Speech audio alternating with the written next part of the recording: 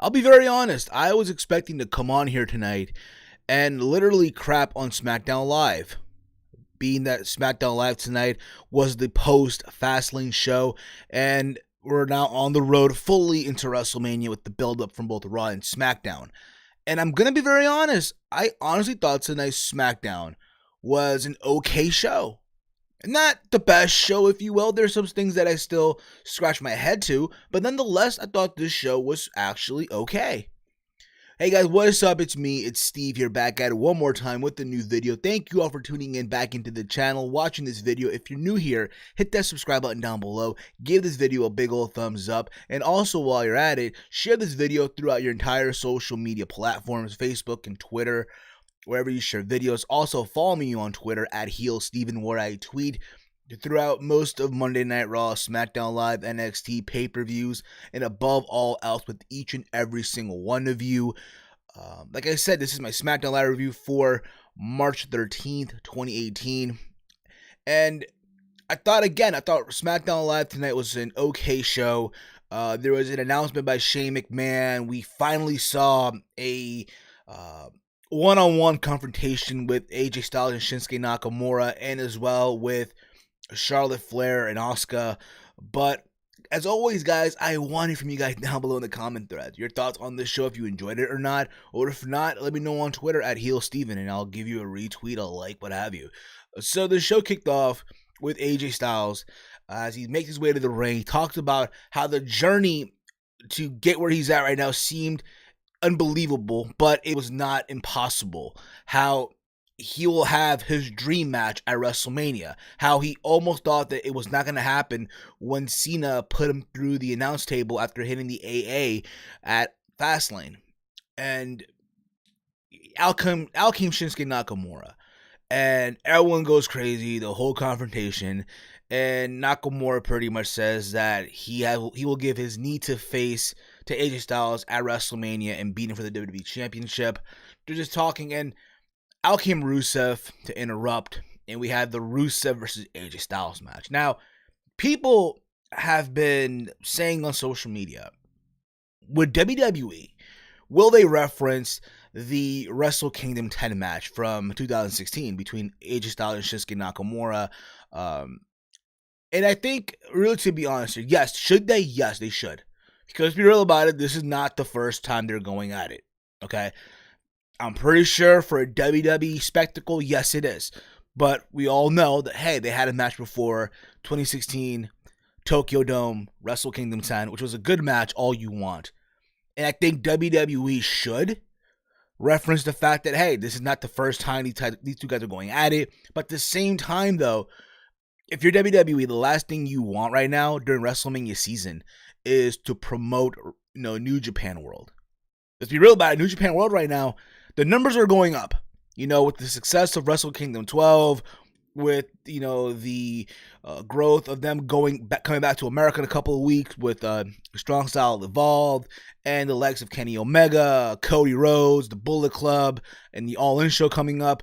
New Japan, in a way, it's rising up, if you will. And it's one of those things, again, if you're WWE, the last thing you want to do is promote another network, from another competitor, if you will, during WrestleMania season. I guarantee you, if this was like a filler pay-per-view, they would reference the fact that, they had a match years ago in Japan, and this and whatnot. I mean, you could add that to the storyline. Hey, AJ Styles and Nakamura went at it, and Nakamura won.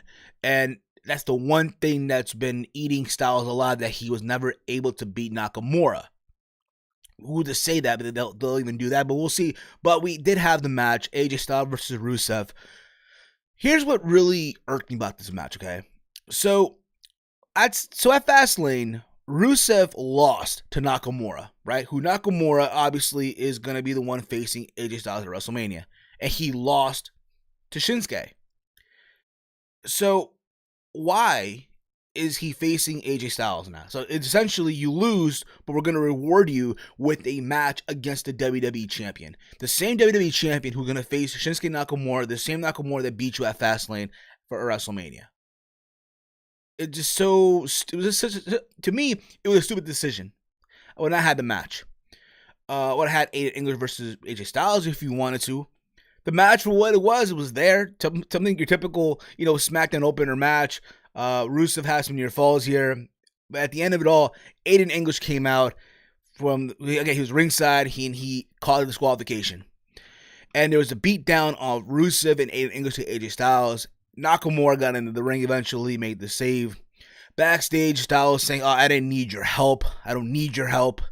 But Nakamura pretty much says, hey, I want you to be at 100% at WrestleMania. Essentially, that's what he said. In other words, I want to be okay for WrestleMania, so when I beat you for the WWE Championship, and walked away. I'm predicting next week we're going to get a tag team match player.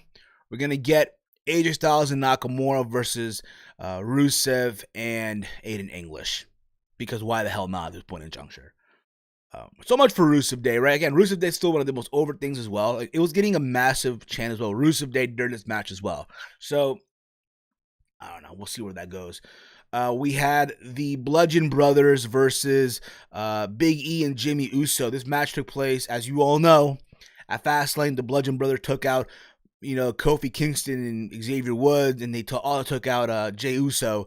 So both Big E and Jimmy Uso teamed up. A special attraction. Oh my God, an Uso and a member of the New Day teaming up to take on the Bludgeon Brothers. But before this even took place, Big E cut this promo talking about how he's going to hold it down. How he's going to fight for his brothers, what have you. And again, you know what? If there's anything positive coming out of this, is Big E moment to shine. Because we've been saying this before, Big E is someone, if you're to pick out of the 3 members of the New Day that could be in the main event picture, it's Big E, without a doubt. You can say the same thing for Kofi Kingston, but I think reality right now, the money's on Big E. And the match for what it was, it started off with a brawl as the Bludgeon Brothers came out. Both Jimmy Uso and Big E came out. They ran out through the ring and they started attacking the Bludgeon Brothers. And then they went for steel chairs. And the Bludgeon Brothers got in the ring with their hammer, the Thor hammers, and they went at it. Eventually, when it was all said and done, the Bludgeon Brothers got the win. Now, if this doesn't scream out multi-person match, multi-tag team person match at WrestleMania, why the hell not? The honest, if anything, you know what? What they should do at WrestleMania, and again, take it for what it's worth, have the New Day versus the Bludgeon Brothers versus the Usos. And if you want to add in fucking, Rusev and English, go ahead. In a TLC match. That's what I would do. But we'll see if they actually will do that. Again, you could do that, but we'll see. We had Asuka and Charlotte Flair in the ring. Charlotte Flair came out first, and she said how she, the champion, how she has to overcome everything. And when she heard Asuka music play at Fastlane, she knew what was going to happen. And out came Asuka. And they had a confrontation as well, a little face-off, if you will. The same thing that Styles and Nakamura had to open the show. If you will. But literally, essentially here, Charlotte first said that she was happy that Asuka chose her. She said how at the Royal Rumble, she wanted Asuka to choose her this whole time. And it's going to happen. Now, Asuka then said, hey, at WrestleMania, I'm going to beat you, something like that. Essentially, what they're building this up as the Queen versus the Empress. Title versus streak. Even though Charlotte says at WrestleMania, I'm going to end your streak. It's going to be a fun match. I will say that right now. A match I honestly look forward to seeing at WrestleMania. But we'll see where this goes. People even say, Carmella might cash in. Even though Carmella did hint that in a video promo backstage from her flip phone or from her smartphone, whatever. But I'm all in for this match. I'm all for it. So let's see where they go with this.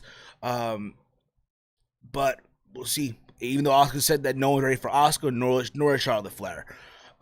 So during all this too, Randy Orton comes out. Because he has to. Randy Orton comes out. And he talks about how people can call him a lot of things, but the one thing you can call him now is United States champion. That makes him now a Grand Slam champion. And he doesn't care what people think about it. And then out came Bobby Roode. And Bobby Roode said, congratulations, you won, but I wanted you to know that I will invoke my rematch clause, and we will have the rematch on the biggest stage of them all, WrestleMania. And it's going to be glorious. And people were all for it, but then, of course, out came Jinder Mahal with Sunil Singh, and he pretty much wanted to congratulate Orton, but talked about how he's been in the company for so long, and you're now U.S. champion, how Bobby Roode been in the WWE for only a cup of coffee, and he won the U.S. title before you. But keep this in mind, I don't think Jinder realized that, yeah, that may be true, but Randy Orton has won multiple world championships, intercontinental championships, main event of WrestleMania before Bobby Roode. I'm sorry, but I think he forgot that, but that's nor here or there right now. Just pretty much instigating more, but obviously they had a match. It was Bobby Roode and Jinder Mahal. The match was okay for what it was. You had Randy Orton sitting at ringside for this as well, and it looked like Bobby Roode was going to get the win until Sunil Singh got up on the apron, distracted Bobby Roode, which caused Jinder to hit the kalash for the 1-2-3. So Jinder Mahal beats Bobby Roode. And again, Bobby Roode is the former U.S. champion. He's supposed to invoke his rematch clause. I'm calling it right now, another multi-person match at WrestleMania. I think that makes sense, though, even though you should have done that, in my honest opinion, at Fastlane. It should have been a triple threat, in my honest opinion. At the same time, I'm happy that they're going in that direction and you're not putting Bobby Roode to the curve and just have Jinder and Orton. I think that's a positive side on all this, okay?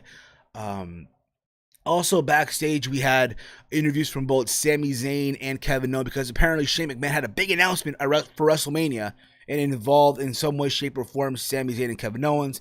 And pretty much, Sami Zayn blaming Kevin Owens and also blaming Shane because, Sami came close to being WWE champion, but if it wasn't for, Shane's obsession with Owens and he was go by association. And then Kevin Owens said the same thing, essentially how Sami Zayn shouldn't blame him. They should blame Shane McMahon. So we get to that later on in the end of the show as well. We had Carmella versus Naomi. Apparently, Carmella is considering herself the modern-day Fabulous Moolah. So I'm assuming that she's taking massive money from a lot of the women in the current roster and sex trafficking these women and getting them drugged out into the fucking gills. Holy crap, you poor innocent souls at the PC right now. I'm just saying. But another thing too, I know a lot of people are still bothered by the whole idea that at WrestleMania you're gonna have the Fabulous Moolah Memorial Battle Royal. And listen, I am for one am one of those people that, again, you look at the Fabulous Moolah, she was a bad person, a messed up, fucked up person. Okay, she does not represent the women's revolution. Is, in my opinion, again, like everyone else saying, a bad representation for women's wrestling. I get that. But at the end of the day, we should not let this one thing ruin the WrestleMania experience. Because at the end of the day, listen, you can tweet out to Triple H all the fuck you want. You can go on social media and vent out your frustrations now, and I guess now unlimited characters on Twitter. But it's not going to change shit. They're going to go through with this. You can boo all the fuck you want. Put it this way, at WrestleMania, that Battle Royal will be the fucking piss break. If you're in a stadium in New Orleans, that's the moment where you go get your beer, you go to the bathroom, you go smoke your cigarette. If you're watching it at home, that's the time to go to the bathroom, go smoke a cigarette as well outside the house or wherever the fuck it may be. But that's the time to do it. But again, WWE is not going to change their ways. And again, it may come off like I'm being a dick here, but it's not. Again, it's fucked up what Moolah did back in the day. But WWE is not going to change their ways here. They're just not, unfortunately. But Carmella and Naomi had a short match. Carmella got the win. She literally packaged up Naomi for the 1-2-3. I'm going to say this too. I think it's cool that Carmella's finally getting wins. And especially now with the idea that, hey, she is teasing a cash in at WrestleMania, right? Against whoever, between Charlotte Flair or Asuka. I don't think that's going to happen. I think she's going to swerve everybody, a swerve, if you will, and cash in on Alexa Bliss or Nia Jax. That being said, too, you want to give your Money in the Bank winner, especially going to WrestleMania, a lot of good offense and with some momentum. And apparently as well, Carmella's entering this Battle Royal. So we'll see. Then we get the big announcement from Shane McMahon. And he says that, he'll be taking a leave of absence as commissioner. And General Manager Daniel Bryan will be on. It's crazy because, again, they're in Indiana, okay? and people were booing Daniel Bryan. Like, they mentioned Bryan's name, and people were booing. Holy crap. Granted, again, Indiana really isn't that big of a wrestling town, but the fact that you were booing Daniel Bryan, but at the same time, I think they were just booing the fact that Bryan wasn't there, not booing Daniel Bryan, period, if you get what I'm saying. Guys, give me thoughts on that as well. Give me your thoughts. Do y'all think they were booing Daniel Bryan, or were they just booing the fact that Bryan wasn't there? But he also went on to say that at WrestleMania, granted, at the same time, all this started a while back with Kevin Owens, how he was going to get his revenge on Kevin Owens at Hell in a Cell. But Sami Zayn got involved, and how those two guys, Zayn and Owens, made Shane's life a living hell. But at WrestleMania, it's going to be Kevin Owens versus Sami Zayn one-on-one. Wow. That's your big announcement, Shane. That's your fucking big announcement. And then out comes Kevin Owens congratulating Shane for leaving. And then out comes Sami Zayn. And Shane's just mad. He rushes to the ring, confronts Shane that this is another attempt to have Zayn and Owens get at each other. And at the same time, Owens says, hey, thank you for giving us the match, but we're also thank you for this. And they both end up, I'm talking about Sami Zayn and Kevin Owens, end up attacking Shane McMahon. They start double teaming him, haluva kick, pop up power bomb. Referees try to come make the save, but both Zayn and Owens attack the referee, the officials, which I thought was cool. I thought that was awesome. A good way to end the show. And all this is happening, right? And then they grab the steel chair, they wrap it around Shane's neck, and they hit him towards the ring post. He was coughing like crazy. And then they drag him. They drag him through the entrance area, try to, drag him out of the building, if you will, right? Reminded me a lot when Undertaker had Hulk Hogan's leg tied to like that little chain, and he dragged him on his motorcycle throughout the entire arena back in Monday Night Raw back in 2002, But at the end of the whole thing, they're dragging him to the gorilla, to the backstage area, and then they powerbomb Shane McMahon through I guess some equipment backstage, and Shane starts moaning like he was dying almost. You know what I mean? Now, a part of me said WrestleMania, you do a tag team match, another tag team match at WrestleMania. I feel like that's the direction they're gonna go with. Granted, we might get Shane and Owens, which is fine. I'd rather see that instead of the rumor going around of putting putting Owens and Zayn in the Andre the Giant Memorial Battle Royal. That'll be a slap in the face to them. But at the same time, I feel like more of a tag team match is going to take place here between Zayn and Owens versus Shane and a partner of his choosing. Listen, if Vince was still healthy, I'll put Vince in there.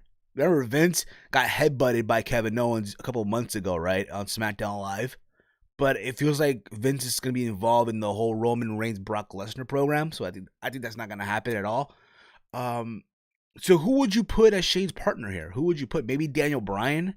But then again, Bryan is right now sort of in the favor of Owens and Zayn, so it's like a lot of questions to be answered. Like, who do you put in the corner of Shane McMahon or alongside him, if you will? That's a question. I don't even know right now. Who do you guys think will, join Shane McMahon if they go in the direction of a tag team? Let me know down below in the comment threads, if not on Twitter at HeelSteven.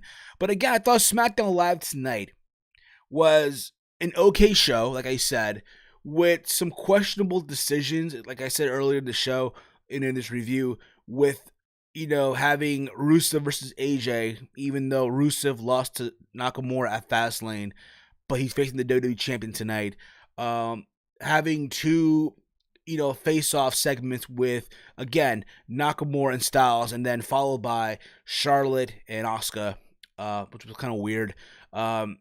The idea of Jinder Mahal with the distraction, but at the end of the day, also, of course, Carmella being considered the modern day Fabulous Moolah, no, just no. All right, but again, that was my thoughts on SmackDown Live, guys. Let me know your thoughts down below in the comment threads if you enjoyed the show or not. Follow me on Twitter at HeelSteven. Make sure to like all my videos, and as always, hate, comment, and subscribe. Until next time, it's me, it's Steve, and I'm out. Yeah, it's wrestling and whatever. Yeah.